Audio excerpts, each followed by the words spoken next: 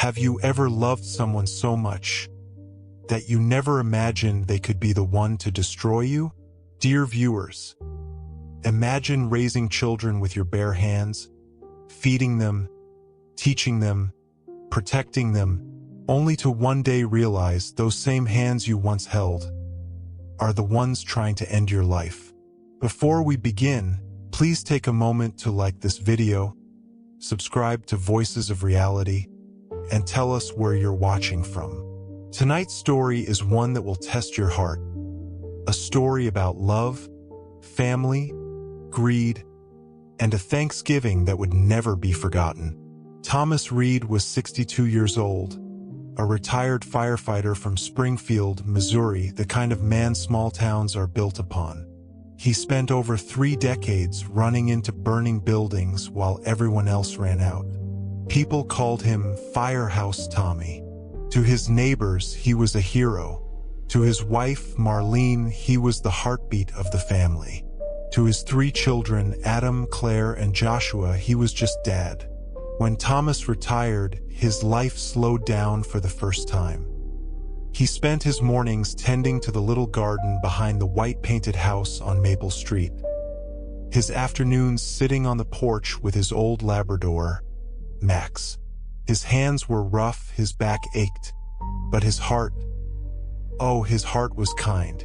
He lived by a simple American saying, "A man's worth ain't measured by what he leaves behind, but by who he leaves it to." Thomas believed that.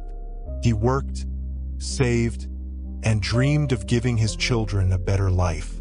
But sometimes, dear viewers, love and sacrifice can turn into blind trust. It was early November. The streets of Springfield shimmered with orange leaves. Families were preparing for Thanksgiving, grocery carts full of turkeys, pumpkins, and pies.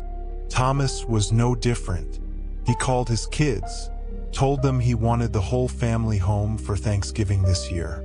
It had been 2 years since they'd all sat around the same table. Marlene had passed away 3 winters earlier, a quiet cancer that took her before anyone could prepare. Her loss left a hollow space inside Thomas's chest. He filled it with hope that his children would stay close. But as days passed, he began noticing something strange. His calls went unanswered. Adam, the eldest, always said he was too busy at work. Claire rarely called unless she needed money. And Joshua, the youngest, hadn't visited in 6 months. Still, Thomas held on. He decorated the house with little paper turkeys, just like Marlene used to. He smiled through the loneliness, waiting for the laughter that once filled those walls. A week before Thanksgiving, Adam finally returned home. He walked in with expensive shoes, a new watch, and a forced smile. "Hey, Dad, thought I'd check in before the big dinner." Thomas said, "You know you're always welcome, son. This house is yours, too." Adam glanced around. "Yeah, right? You've really kept it the same."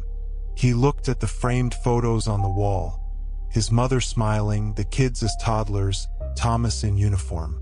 But instead of nostalgia, there was something else in Adam's eyes: calculation. Later that night, Thomas overheard a whispering phone call from the hallway. It was Adam. "Yeah, I checked. He hasn't updated the will yet. Everything's still in his name." Thomas paused.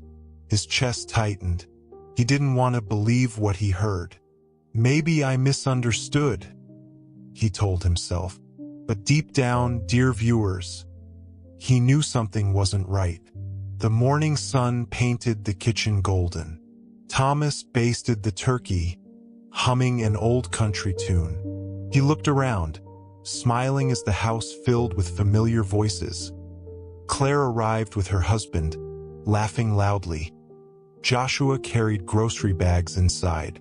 For a brief moment, everything felt normal.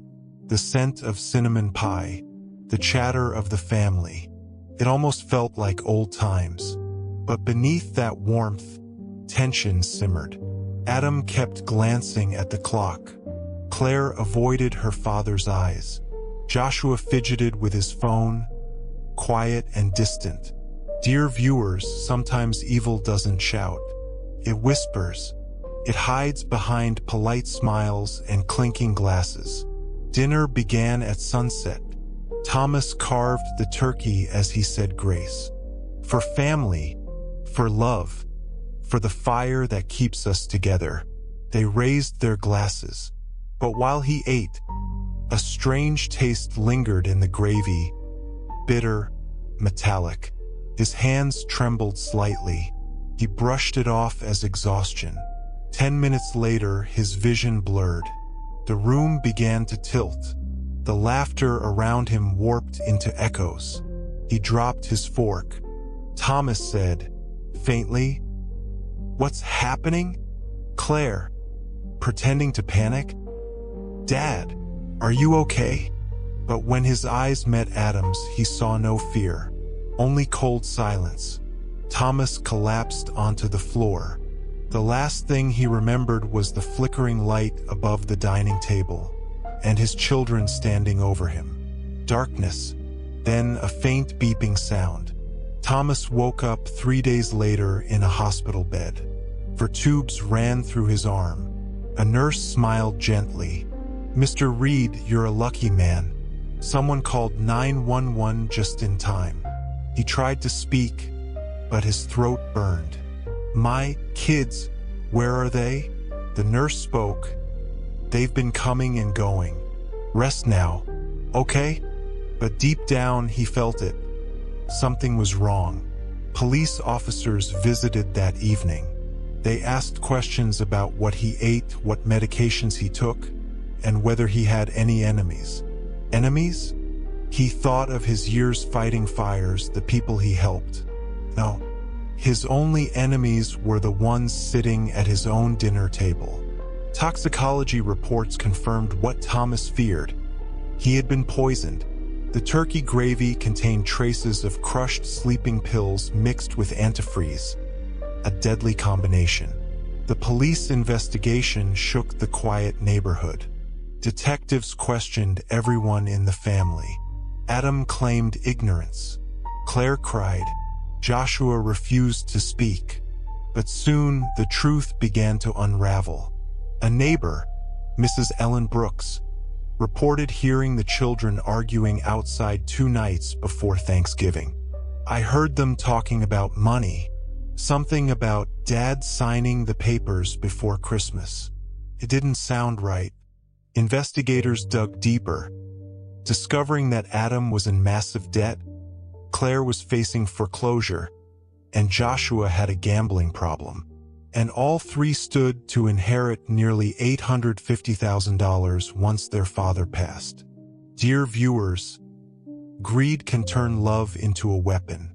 Weeks later, Thomas returned home, weaker but alive. He sat on the porch, staring at the dead autumn leaves drifting across the yard. When Adam pulled up one evening, Thomas didn't stand. He simply looked at him and asked, "Was it worth it?" Adam froze. "Dad, I don't know what you're talking about." "Don't lie to me, son. Your mother raised you better." Tears welled in Thomas's eyes, not from anger, but heartbreak. He had fought flames that could melt steel, but nothing burned like betrayal. That night, Thomas packed a small suitcase, locked the door, and never looked back. He moved into a small cabin outside town, away from everyone, even Max, who had passed while he was hospitalized. Loneliness wrapped around him like smoke. But in that silence, he found one final truth. Sometimes the hardest part of love is letting it die. Months passed. Adam and his siblings were charged but released for lack of sufficient evidence. No one could prove who had actually mixed the poison. The town whispered, the church prayed, but justice never came. Thomas lived quietly, surviving on his pension. He wrote letters to his children, not of hate, but of forgiveness. He never mailed them. They sat in a wooden box by the window, each sealed with trembling hands.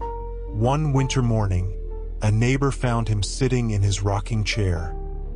Eyes closed, the morning sun on his face, a half-finished letter resting on his lap. The letter read, "To my children, I forgive you, but I hope you someday understand that love isn't about inheritance. It's about legacy, and I pray you find peace before it's too late." Dear viewers, Thomas Reed died not of poison, but of heartbreak.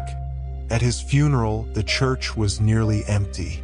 Only a few old firefighters stood by the casket, their heads bowed. The children arrived late, silent, ashamed. For the first time, they saw what they had destroyed. Not just their father, but the last bridge that connected them to goodness. As the pastor spoke, a storm rolled over the town, thunder echoing like the roar of an old fire truck, and it felt, for a fleeting moment, as if Thomas's spirit was saying goodbye, one final rescue, from a world that no longer deserved his kindness. Dear viewers, sometimes the cruelest betrayals don't come from strangers. They come from our own blood, from the hands we once fed, from the hearts we once trusted. Thomas Reed gave everything he had, and in return he was given poison. But even in his last breath, he chose forgiveness over hatred. If you were in his shoes, what would you do? Would you forgive, or would you fight? Let us know in the comments below. And remember, dear viewers, greed can take a life, but it can never buy peace. Please subscribe to Voices of Reality for more stories like this. Stories that remind us that even in the darkest betrayals, humanity still whispers through the ashes.